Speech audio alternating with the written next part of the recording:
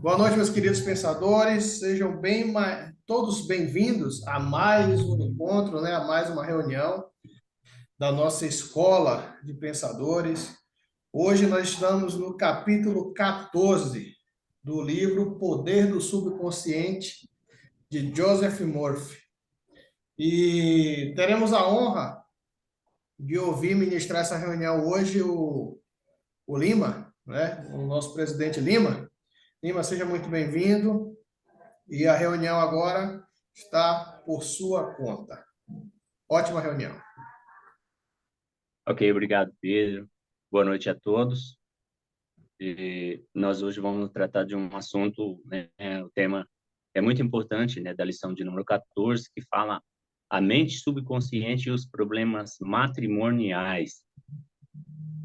O escritor ele faz aqui um comentário, uma abrangência muito forte, e nós sabemos que é um dos problemas que mais a sociedade vem enfrentando, principalmente nos últimos tempos, por causa das mudanças que houve com relação a casamentos. Hoje houve muitas alterações, né?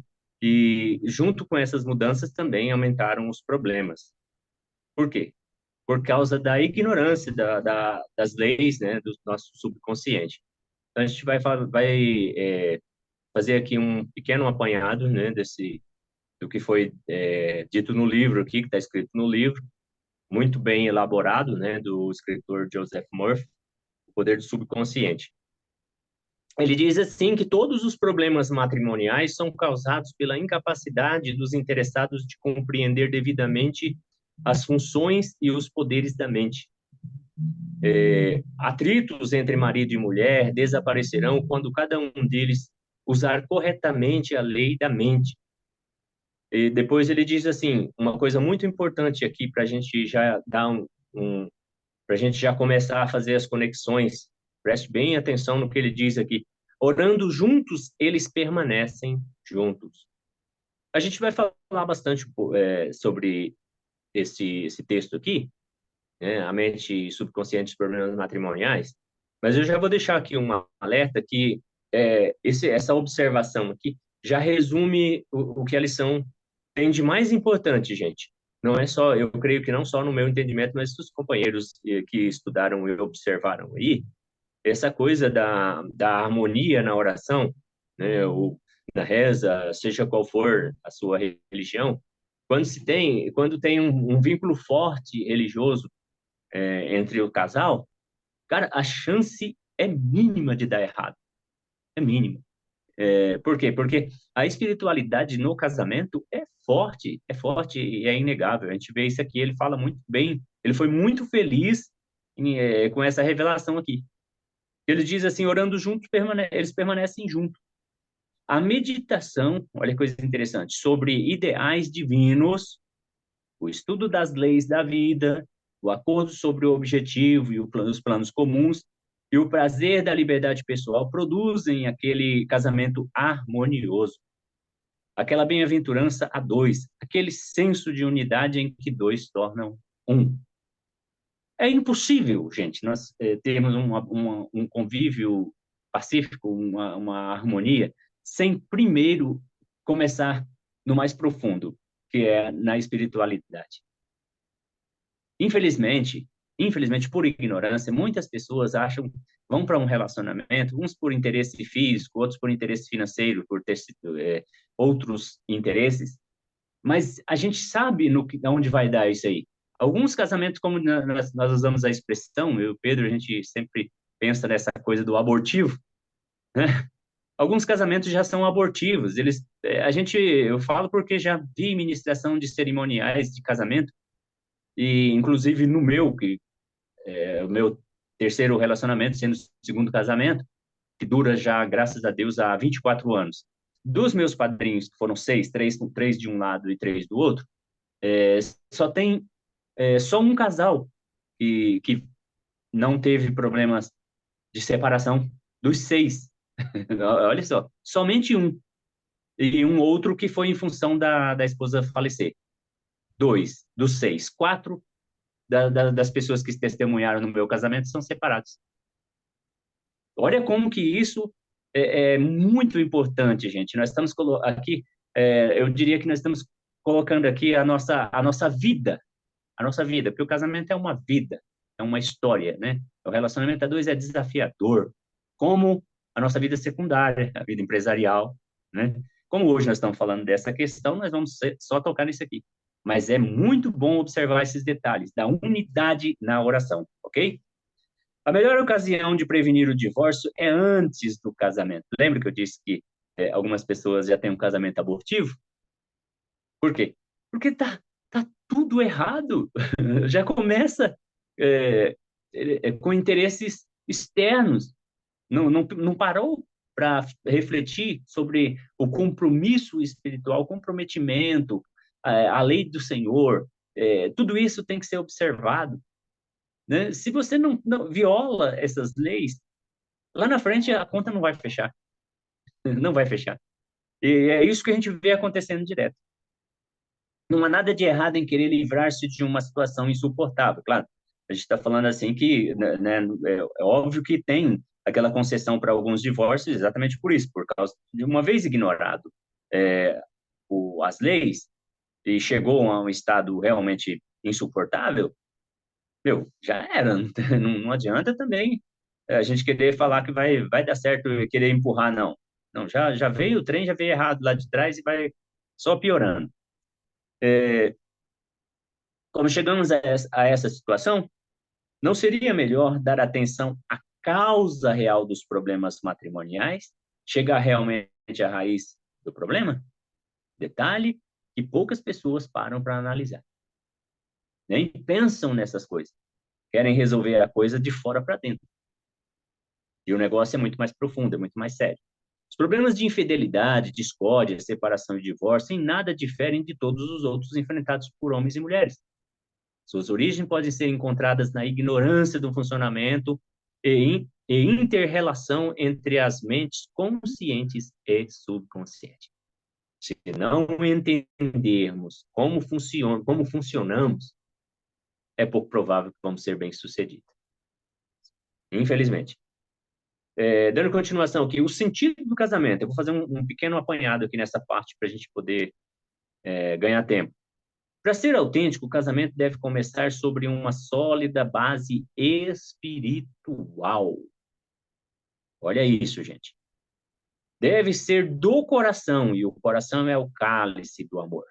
Honestidade, sinceridade, bondade são aspectos do amor. Os cônjuges devem ser inteiramente honestos e sinceros uns com os outros, um com o outro. Não há casamento verdadeiro quando um homem casa para satisfazer o próprio ego ou porque quer o dinheiro ou a posição social da esposa. Essa atitude indica falta de sinceridade, honestidade e de verdadeiro amor. Um casamento desse é uma farsa, é uma fraude, é um baile de máscara dois. Se a mulher diz, estou cansada de trabalhar, quero casar porque quero segurança, sua premissa maior é falsa. Ela não usa corretamente as leis da mente. Sua segurança depende do conhecimento da interação entre as mentes consciente e subconsciente e a respectiva aplicação. Se ela entende como funciona, como as coisas como elas são, gente, claro que ela vai ser segura, ela vai estar segura. Mas se ela não entende, se ela está focada no externo, não vai ter como dar certo. Imagina uma pessoa que casa visando ter uma vida confortável. Se ela nunca viveu isso, ela nunca sentiu confortável na vida, ela já vai entrar, ela vai entrar com um problema e vai levar um problema no seu relacionamento. Então, primeiro, ela tem que ser feliz para poder entrar no casamento. Não é casar para ser feliz. É diferente do o conceito que se falam, né? Aqui fica muito claro, gente. Eu não tenho que casar para ser feliz. Eu tenho que ser feliz para casar. Quando sou feliz, logo eu encontro a pessoa ideal, a pessoa honesta, sincera, que eu posso me entregar, eu posso me envolver sem ter a preocupação. Isso por quê? Porque eu já criei dentro do meu coração, no meu íntimo, uma base amorosa, da qual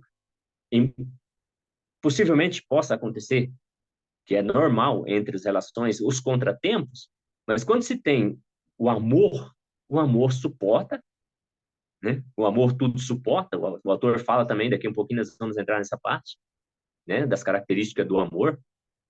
Então, se tem essa firmeza espiritual, o casamento já está garantido. Por quê? Porque está de dentro para fora. Então, é muito profundo isso aqui. Vamos andar um pouquinho mais para a gente ganhar tempo. Aqui mais embaixo aqui, ele fala também, essa parte aqui eu grifei, que é muito importante. A segurança e a paz de espírito surgem quando reconhece os problemas que nela existem e quando usa constante e construtivamente as leis de sua própria mente. Então, aí fica muito claro que isso só dá certo a partir dessa consciência, né, da importância de você estar bem, de você atrair a pessoa com a certeza daquilo que você quer. A possibilidade é impossível não dar certo, na verdade. Como atrair? Aqui também eu achei bacana essa parte que ele fala, né, de como atrair o marido ideal e como atrair a esposa ideal. Tem aqui algumas deixas, né, até algumas, ele colocou aqui algumas técnicas, né, ele colocou algumas orações, mas eu acredito que para a gente ganhar tempo, vou passar um pouquinho mais para frente. Isso aqui é muito importante, como atrair o marido ideal e como atrair a esposa ideal. Hoje nós estamos falando aqui de um casamento já, né? Nós estamos falando dos problemas no casamento. Mas isso aqui também ficou muito bom, porque tem aqui umas preces que ele faz, né? Quando ele diz, dá uma deixa que estou atraindo agora para a minha vida o homem sincero, honesto. Então, isso deixa claro que você pode desenhar o modelo de pessoa que você quer. Até para quem já está casado, eu falo porque eu fiz essas experiências a partir da leitura do livro, não agora, já tinha lido essa parte um pouco antes, e eu fiz alguns testes, né? E, na verdade, eu sabia que daria certo, e já obtive grandes resultados a partir da leitura desse livro. Isso deixa bem claro que a eficácia disso aqui. Eu já coloquei algumas coisas aqui já em prática, já venho praticando, porque mexeu muito comigo essa lição. É muito forte. Então, tá aqui as deixas, tanto para atrair uma esposa, um esposo, como uma esposa. E começa também com: neste momento estou atraindo a mulher certa, que está em perfeita harmonia comigo. Essa união é espiritual, porque o amor é divino. Olha que coisa forte, gente. Isso não tem como dar errado, né? Quando você tem essa consciência de que você tem uma responsabilidade pela escolha. Você assume essa responsabilidade. Eu estou atraindo. Eu sei o que quero. Portanto, vai vir o que eu pedi, né? Eu não preciso ficar olhando para a relação de cardápio, porque eu já sei, eu já vou direto no modelo que eu quero, né? Está definido. Então, isso é muito importante. Para nós que já estamos em um relacionamento, tem umas técnicas boas aqui que eu já tirei também aqui dessa lição. Então, tem muita coisa boa nesse livro, gente. Vamos aproveitar isso aí. Aqui na página 204, fala um pouquinho também da história da Sheila, né? Da Sheila, que é uma mulher que teve o terceiro relacionamento. Ela teve um monte de problemas aí, e estava temerosa de entrar no terceiro erro, né? Então, é muito comum, eu falo por mim mesmo, eu também vivo o terceiro relacionamento, e eu enfrentei problemas muito sérios, né, no meu relacionamento, por causa exatamente disso aí, por ignorar essas leis. E somente agora, depois de todo esse tempo que veio despertar, e eu descobri o porquê que muitas coisas já estavam já começando a desandar, exatamente por ignorar e violar essas leis. Olha como que o conhecimento é libertador, né, gente? É libertador. Então, o escritor fala a respeito desse molde negativo que ela tinha. Ela tinha uma crença e um comportamento que atraía maridos com, parecia patológico, né? Uma doença patológica que os três, os três com a mesma pereba, com a mesma doença. E ela já quase caindo de novo no terceiro fracasso, foi quando ela acordou, né? E começou a mudar o discurso. Ela abandonou o velho molde do subconsciente e passou a atrair o companheiro ideal. Quando ela ora, muda o discurso, ela fala assim: estou construindo e introduzindo em minha mente o tipo de homem que desejo profundamente. O homem que estou atraindo como marido é forte, poderoso, carinhoso, bem-sucedido, honesto, leal e fiel. Comigo ele terá felicidade e amor. Olha como que é diferente dos outros que tratavam, que eram pessoas submissas, uns bananas, que não, né, esperava o posicionamento dela, a atitude dela, ela estava mais como marida do que como mulher, né? Ela estava ela tava sendo uma marida na história. Por isso que fracassou. Agora aqui ela assume o papel de esposa e de mulher. Agora ela se posiciona como mulher e atrai, mas embaixo nós vamos ver a resposta da prece dela. Vários meses se passaram, Sheila saiu muitas vezes com pretendentes e namorados e teve outros encontros sociais, mas nenhum dos homens que conheceu era o que procurava. Ela também não foi abraçando qualquer coisa, ela continuou vivendo, mas crendo que isso iria acontecer mais cedo ou mais tarde. E começou a perguntar se sua busca era vã e a questionar, hesitar, duvidar, vacilar, porque isso acontece mesmo, gente. O escritor não está escondendo essas falhas, preste bastante atenção, que isso pode acontecer com a gente. A gente tá, às vezes a gente se empolga achando que vai acontecer hoje ou amanhã. E tem muita coisa que nós ainda vamos ter que ir encaixando ela na persistência, né? Testando a nossa perseverança para poder obter o resultado. Nem tudo acontece no estalar do dedo, né? Olha só, ela continuou namorando, ela continuou trabalhando, até que ela chegou a questionar. De repente, nessa altura, lembrou-se a si mesma da inteligência infinita, que a inteligência infinita estava atendendo o seu pedido à sua própria maneira. Ou seja, não é do jeito que a gente quer. Não havia nada com que se preocupar. A sentença final no processo de seu divórcio lhe deu uma grande sensação de alívio e liberdade mental. Logo depois, assumiu um novo cargo como executiva-chefe de uma cooperativa de médicos. No primeiro dia de trabalho dos médicos mais graduados, foi à sua sala e se apresentou. Ele estivera fora da cidade em um congresso médico no dia em que ela fora entrevistada para o cargo. No minuto em que ela entrou, ela teve certeza de que ele era o homem que ela estava rezando, ou pedindo, desejando. Detalhe aqui, viu? Quando está rezando aqui, agora rezando, é que ela já estava desejando ardentemente. Ela tinha certeza, convicção de que menos dia ou mais dia viria. E quando chegou, ela, bingo, é esse, é o cara. Então, é muito forte isso aqui, gente. Mais um pouquinho para frente, fala também aqui da questão do divórcio. Eu achei interessante isso aqui também. Quando o casamento não é autêntico, não é do coração, o que acontece?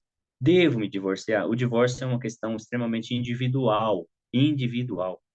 Não pode haver uma resposta válida para todos. Para começar, alguns casos não deveria ter havido absolutamente casamento. Em outros, divórcio não é solução. Pode ser certo para um dos cônjuges, mas errado para o outro. A gente já viu isso acontecer, pessoas que separam e um deles fica sofrendo, né? E ela chega a não conseguir mais tocar a sua vida normalmente, por causa de atitude de um prejudicou o outro.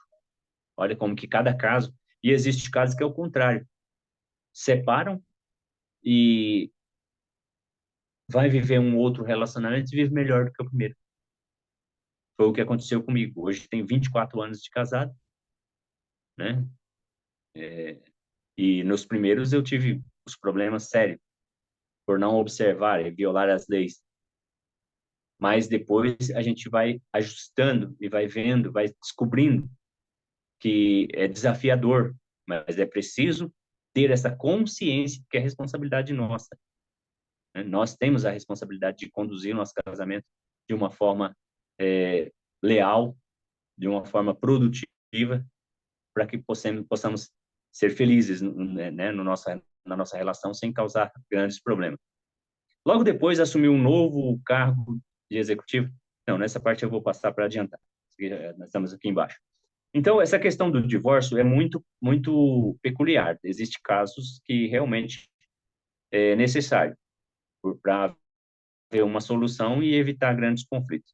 Agora, outros precisam ser analisados. Então, uma pessoa divorciada pode ser muito mais sincera e nobre do que muitos indivíduos casados que vivem com mentira.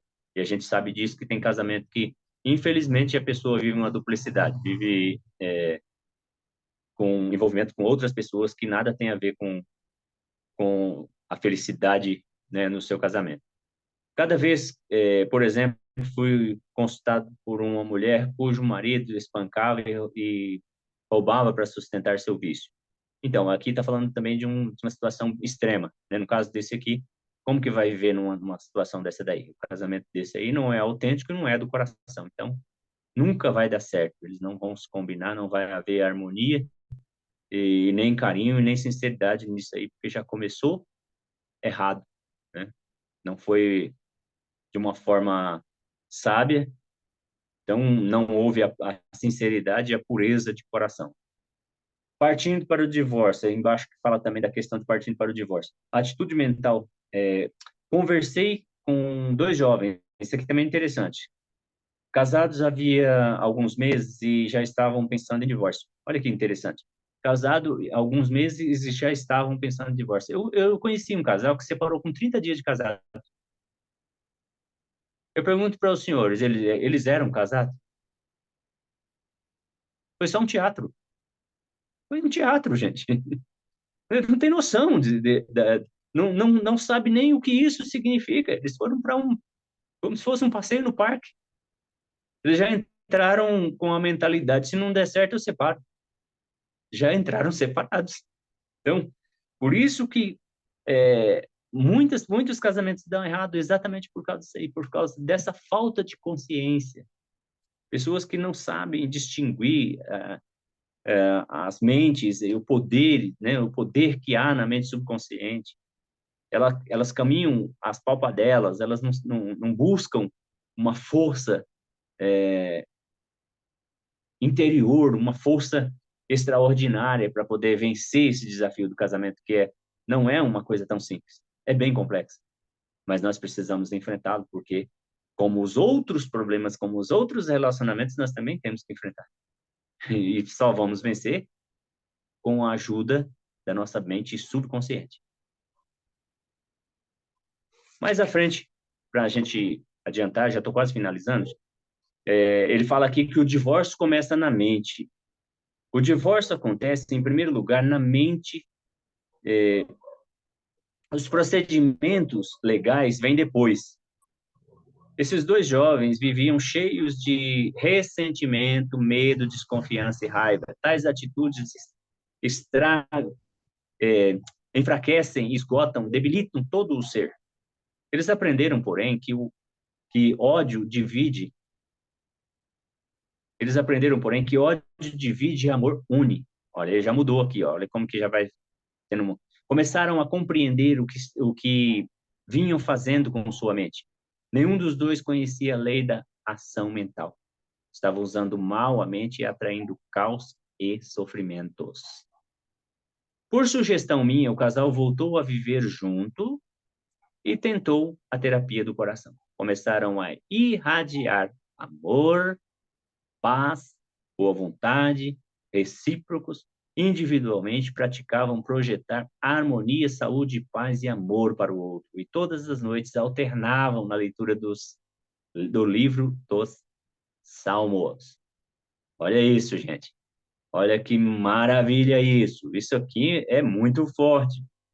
Como resultado desse esforço sincero da parte de ambos e da impregnação do subconsciente com impulsos benéficos, o casamento está se tornando mais belo para eles a cada dia. Olha a chave. Orando os salmos juntos. A esposa que reclamava sem parar. Ai, Jesus amado, agora é um caso sério isso aqui, gente. Me ajudem aí. Muitas vezes, o motivo da reclamação da esposa é que nada consegue a atenção. Não consegue a atenção. A ânsia legítima de amor e afeição manifesta de uma maneira que afasta ainda mais o companheiro. Dê atenção e demonstre apreciação pela esposa. Faça-lhe elogios e exalte os seus muitos pontos fortes. O tipo de reclamação reflete o desejo de fazer com que o companheiro se encaixe em seu determinado molde. Poucas maneiras, poucas maneiras são mais rápidas para afastar o companheiro. Esposas e maridos devem estar de guarda para não se transformarem em coveiros, procurando sempre pequenas falhas e erros no outro. Muito melhor será que deem atenção e elogiem as qualidades positivas e maravilhosas do outro. Cara, isso aqui é muito comum, muito comum. Eu mesmo, confesso para vocês, eu sou réu, confesso. Depois de ler isso aqui, eu comecei a olhar para dentro de mim e falei, caramba, que tapa na orelha, viu? Por quê? Porque a gente, às vezes, a gente começa, nós vamos ver aqui do marido, na sequência, nós vamos ver do marido Mocambuzo, né? O Macambuzi, né? Então, não muda muita coisa. Vocês vão vendo que parece que os casais caem no mesmo buraco, né? Da reclamação, da insatisfação. Por quê? Porque ignoram. Gente, olha que cadê a apreciação? Cadê o contemplar o belo no outro? Quem é de nós que não deixamos a oportunidade de desfrutar? Poucas vezes a gente lembra de olhar assim e fala, como você é maravilhosa, como você faz uma comida boa, como, né, entendeu? A gente vai normalmente no dia que o arroz ficou mais salgado um pouco, a gente vai sempre na parte mais, né, somos tendenciosos a olhar, a observar o que deu errado. Então ele fala dessa questão aí, da esposa que reclama sem parar, e também fala agora aqui do marido Macambuzi, mas é interessante, é macabro mesmo esse Macambuzi. Se Se começa a ficar emburrado ou mórbido contra a esposa por causa de coisas que ela disse ou fez, o marido está, psicologicamente falando, cometendo adultério. Um dos sentidos do adultério é a idolatria, que significa dar atenção ao que é negativo e destrutivo, ou unir-se mentalmente a isso. Quando em silêncio alimenta ressentimento contra a esposa e vive cheio de hostilidade contra ela, o marido comete adultério. Fortes também, gente. Gravíssimo. Não está sendo fiel aos votos matrimoniais que são de amá-la, protegê-la, respeitá-la todos os dias de sua vida. O homem caladão, amargurado e ressentido, porém, pode também engolir suas observações violentas, controlar a raiva e fazer um grande esforço para ser atencioso, bondoso e delicado. Habilitão. Habitualmente, pode ignorar as diferenças, como elogios e esforço mental, pode livrar-se do antagonismo, embebendo o subconsciente com pensamento de paz, olha aí a receita, harmonia, amor, vai descobrir que viverá melhor, não só com a esposa, mas também com todas as outras pessoas de sua vida. Adote uma postura de tolerância e, no fim, você encontrará paz e harmonia. Muito forte isso aqui, gente. Às vezes a gente, para evitar confronto com nossos cônjuges, a gente retém muita coisa. E é um veneno que a gente fica ali alimentando e vai estocando aquela mágoa, aquela raiva. Vai chegar um dado momento que a pessoa começa a agir com frieza por causa dessa raiz de amargura, desse ressentimento. Então, a gente tem que ter muito cuidado, porque isso pega a gente muito fácil. Por um lado, tem aquele que explode rápido, que também é perigoso. Por outro lado, tem aquele que fica quieto, mas ele fica ali dentro rugindo. Ambos estão se mutilando. Então tem muito cuidado, nós temos que ter muito cuidado. Aí ele embaixo ele fala assim, o grande erro. O grande erro é um grande erro discutir seus problemas ou dificuldades matrimoniais com vizinhos e parentes. Interessante isso aqui. Cara, como nós caímos nesses buracos? Vizinhos e parentes. É a coisa mais fácil do mundo a gente reclamar para parente. Já prestou atenção? Às vezes a gente reclama para um parente, às vezes até para parente do próprio cônjuge, para tentar ver se ele vai fazer alguma coisa. A primeira coisa que eles vão fazer é falar assim, meu, toma uma posição, seja duro com ela, seja, né? Só que aí, se você estiver falando, por exemplo, com o irmão dela, ela vai falar para ser duro. Se falar para a mãe, ela fala, você tem que ser mais paciente. Conselho de parente não serve para, ao menos que seja um caso ou outro, mas não é regra, isso aí não serve. O ideal, o conselho, o melhor conselho é na nossa mente subconsciente, em oração, juntos, orando e pedindo o discernimento. Se alguém não tem sabedoria, peça para Deus. Tiago escreveu na sua epístola, se alguém não tem, se alguém está com falta de sabedoria, peça para Deus que ele dá liberalmente e não lança em rosto, não taca na cara, como diz nossa linguagem, né? Então é melhor a gente recorrer à nossa espiritualidade. Se porventura tiver dificuldade e for pedir uma ajuda, deve ser para alguém que tem autoridade, alguém que tem um bom relacionamento, uma história bem-sucedida, um casal bem-sucedido que já viveu os percalços da caminhada e aprendeu. Esse sim pode nos orientar. Mas você comentar com um amigo o defeito, cara, mas é um tiro no pé que nós damos quando nós fazemos isso. Comentar com um amigo, com um parente ou com um vizinho sobre o que está acontecendo com a nossa vida conjugal. Meu Deus do céu. Além de ser horrível para a gente, depois a gente vai ficar mal visto. Não vamos resolver o problema e ainda vamos ficar depois mal vistos pelos nossos vizinhos, nossos parentes. Então, essa advertência é fantástica. Mexeu muito comigo isso aqui, gente. Mais para frente ele fala também, assim, já estou quase acabando, tá? Ele vai falar que não entre, não tente mudar sua companheira. Legal isso aqui. Não tente mudar sua companheira. O marido jamais deve tentar transformar sua mulher em uma segunda edição de si mesmo. Eu sempre uso uma expressão que a gente consegue mudar as pessoas, né? A única maneira que nós conseguimos mudar é para pior. E a mulher não foge à regra. A gente só consegue mudar para pior.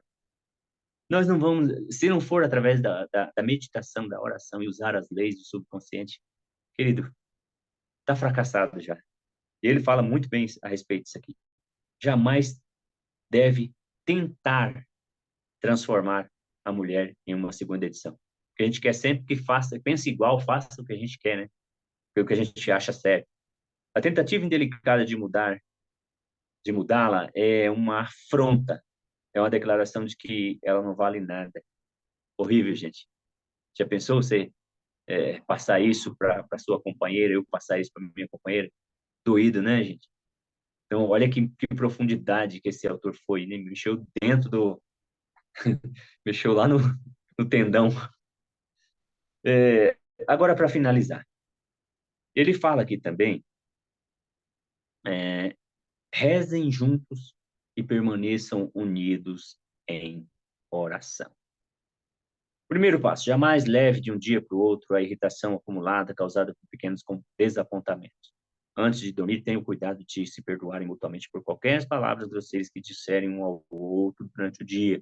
Quando acordar pela manhã, afirme que a inteligência infinita orienta em todo o seu comportamento. Envie pensamentos carinhosos de paz, harmonia e amor ao companheiro e todos os membros da família de todo o mundo. Segundo passo, dê graças no café da manhã. Dê graças pela comida gostosa, pela prosperidade, por todas as bênçãos que recebeu. Resolva que nenhum problema, preocupação ou discussão vão fazer parte da conversa à mesa. A mesma coisa aplica-se à hora das demais refeições. Diga à sua esposa, ao seu esposo, reconheço tudo que você faz e envio amor e bondade durante todo o dia. Terceiro passo. Marido e mulher devem alternar em oração todas as noites. Não espere como direito seu certas coisas do cônjuge. Bingo, isso aqui também é muito bom. Prestem bastante atenção nisso aqui, gente. Não espere como direito seu certas coisas do cônjuge. A gente é cheio dessas expectativas, né? Não, eu tenho direito. Eu vou atrás do que é meu, do meu direito, né? E, na verdade, essa preocupação deve ser deixada à parte. Quando nós entregamos o melhor, o nosso resultado vem. É impossível não vir. Quando nós temos uma entrega, demonstre apreciação e amor, pense em apreciação e boa vontade, e não em condenação, críticas e reclamações. Aí, a maneira de construir um lar perfeito e um casamento feliz consiste em usar os alicerces do amor, beleza, harmonia, respeito mútuo, fé em Deus e em todas as coisas boas. Antes de dormir, receita, leia os Salmos 23, 27 e 91. O capítulo 11 da Epístola aos Hebreus e o 13 da primeira Epístola aos Coríntios e outros grandes textos da Bíblia. Praticando as verdades que eles contêm, seu casamento será cada vez mais abençoado ao longo dos anos. Eu observei aqui um detalhe, ele colocou alguns textos aqui, gente. Eu venho estudando também a epístola do apóstolo Pedro. Aqui ele falou do 1 Coríntios também, né, do capítulo 13, e fala das características do amor.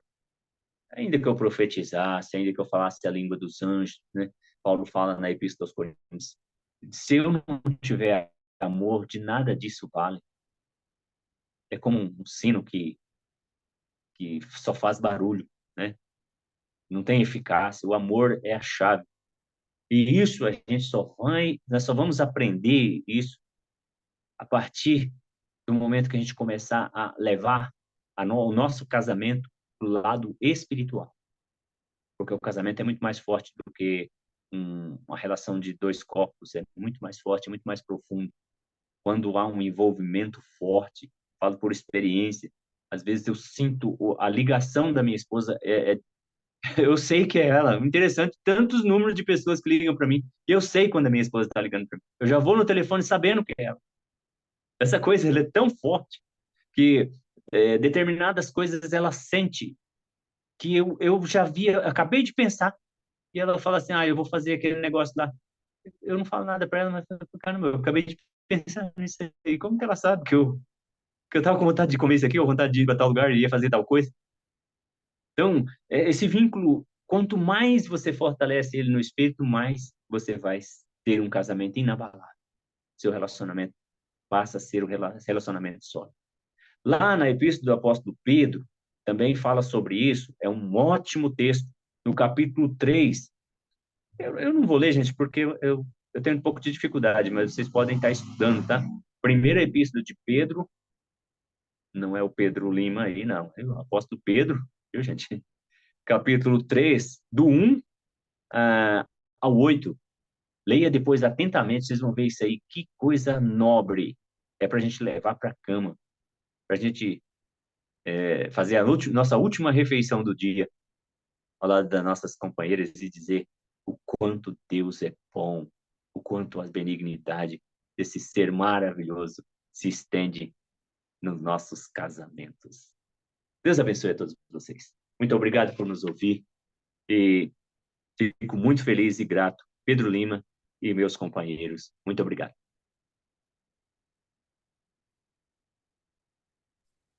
Eu que agradeço, Lima. Que aula brutal essa aula de hoje, né? Uma aula maravilhosa. Agora eu vou encerrar aqui a gravação para que nós possamos voltar para fazer a discussão da parte final aqui.